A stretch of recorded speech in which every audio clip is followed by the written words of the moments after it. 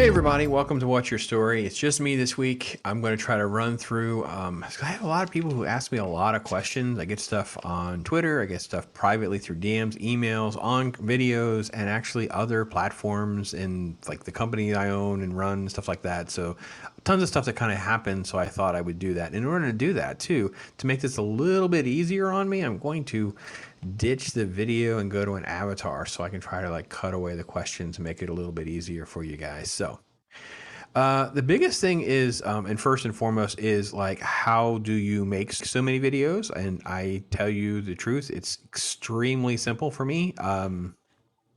There's a time management. Well, it's a business book, I guess, right? Because I actually only got out of it really, or mostly, some of the time management tips. And that's a Tim Ferriss books. And the biggest thing for me is, how much time do I have? What do I want to do with the time that I do have?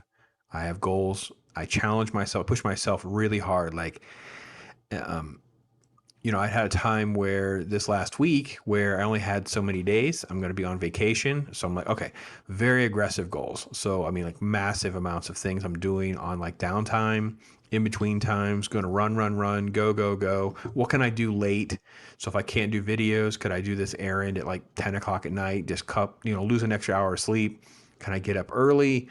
All the little things that you can do to figure out how to increase some productivity, get more done, that kind of thing. And I want to say this, that part of the reason I do that, and I don't mean this other than just to be frank, is because when I shut things down, I shut them down. So when I talk about going to the farm, spending time with Mrs. Pops, yes, I have the computer and we will work on some things. So a lot of the writing I did this last weekend was non-YouTube related stuff that I was working on. So it wasn't like I was sitting around idly not doing things, but it's like each block of time or each thing sort of has their place. And that's kind of how I approach that. So, all right. Let's see. Do you consider yourself a contrarian? So this was based on a video that I did on someone else's channel, and I got a message about being a contrarian. And I think it was the way I was talking about certain things that I believe in, that kind of thing. And let me say this. First thing is, when you get a little bit older, you start to realize that your priorities start to shift and change. You sort of pick and choose your battles. Like, what am I going to fight? What am I going to get offended by? You've also gone through certain things, so at some point you're just not phased. Like, I'm not even phased by the drama, negativity. I can listen to channels that I listen to regularly, and they can kind of go off the rails into stuff that I'm not interested in, and I just dip out. And I don't mean that. I'm not messaging them and letting them know that I'm not listening anymore or that they said something I'm just not interested. Do their own thing. I want them to do their own thing. Be true to themselves. Be true to yourself. We need more of that, not less of it. Last thing I would want to do is interfere with that. Now, as far as contrarian goes, we joke in our family about being an upstream floater.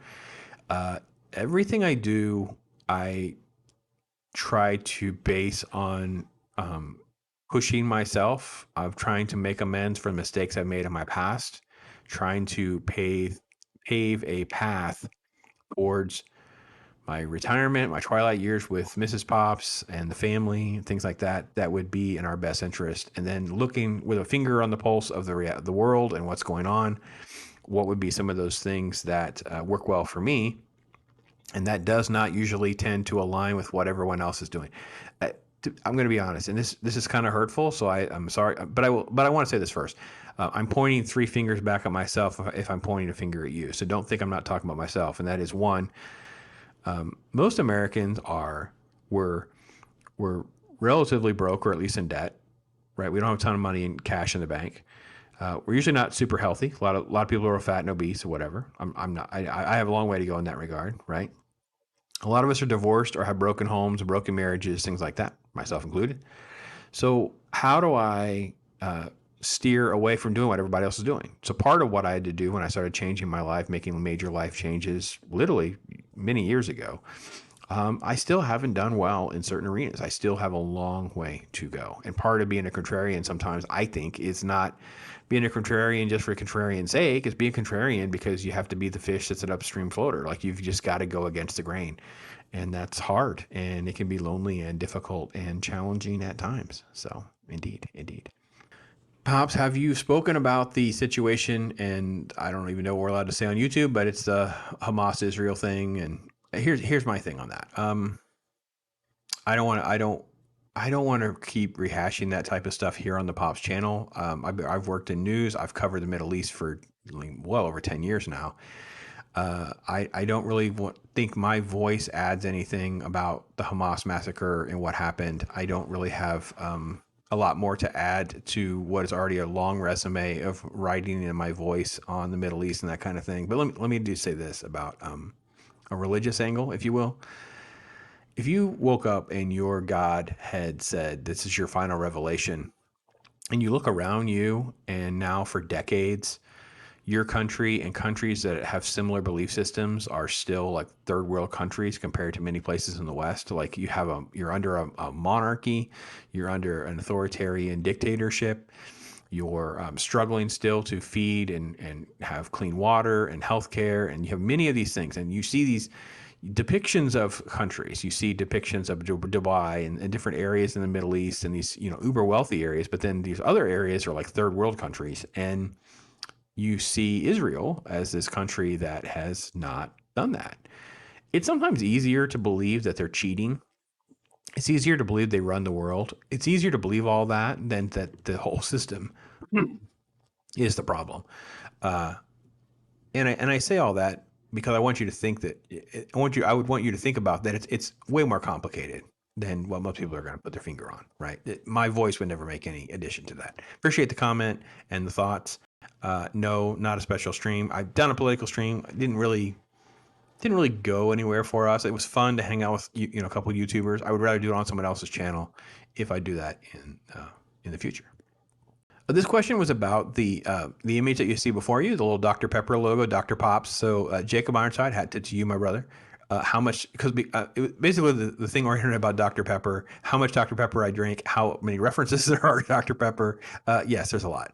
So yeah, every weekend we're usually buying me some Dr. Pepper to get me through the week and a half. I have to have Dr. Pepper at the farm. I have to have Dr. Pepper at my work. I have to Dr. Pepper at my here in town where I do the filming, where I stay. So yeah, a lot of Dr. Pepper. And yeah, I have no apologies for that. I don't drink Coke or Pepsi unless we're in a very isolated situation. I mean, there's been a couple restaurant situations where it's either water, one of those, or no drink. So depends on what I'm eating, depends on what I'm doing. But yeah, I would say 90+% of the things that I'm drinking when it comes to not water, because I drink water, is Dr. Pepper, or really is Diet Dr. Pepper or Dr. Pepper Zero. So I don't know, people care about such things, but that's the kind of stuff I get. I've heard you ask about who people listen to and who they are inspired by. Who do you listen to and who inspires you? That was a very good question. I was going to watch your story, a follow up. So the biggest thing I think for me is I listen and I talk about them regularly. So I'm in a rabbit hole this year. I would say the last 6 months in particular, of like Alex Hormozy and Chris Williamson and the people that they are talking to, so they interact with. So it's people that are asking harder questions. It's people that are challenging the norm. People that are looking at science, sociology, psychology, health. They're making a difference. They're successful, right? And people who can hold like two thoughts at the same time. Like you'll hear me say, if you haven't heard me, two things can be true at once. It seems like we live in a world where that's not the case. Like I can criticize something that's happening around me today, and also praise something that happened years ago by the same company or same person. Both things can be true. I don't have to throw the baby out with the bathwater, but yeah. So people that inspire me is probably people that are ahead of me. Like I'm always trying to figure out a way to stay motivated and continue to persevere to be a better person, a better human. That involves on YouTube. Obviously Stone Cold Loki is like a brother to me. So I love listening to him and taking words of advice that he shares with everybody and pick out pieces that work for me personally. But there are many, many YouTubers that kind of inspire me for different reasons.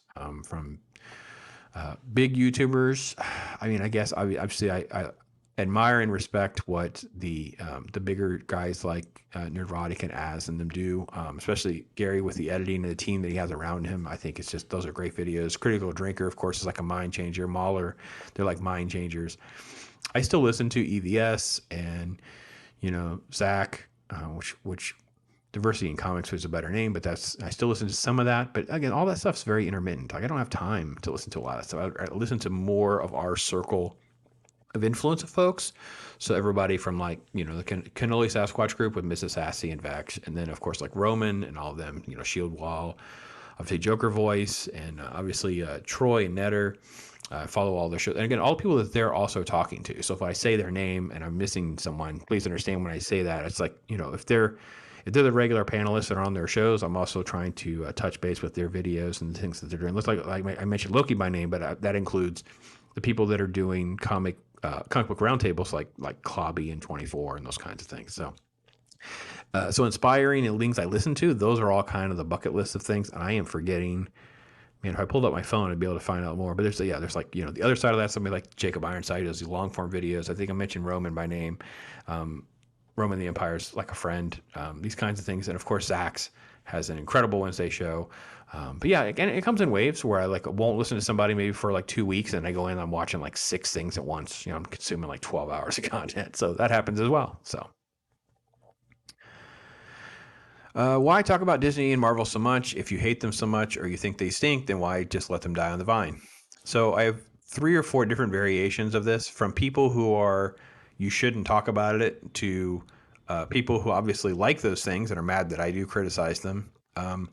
I treat a lot of Pop's content as sort of like a pin in the wall. Like, let's just document what's actually going on. I don't want people to go back and say, no, everyone loved Eternals. There were no criticisms of Eternals. It was great from the get-go.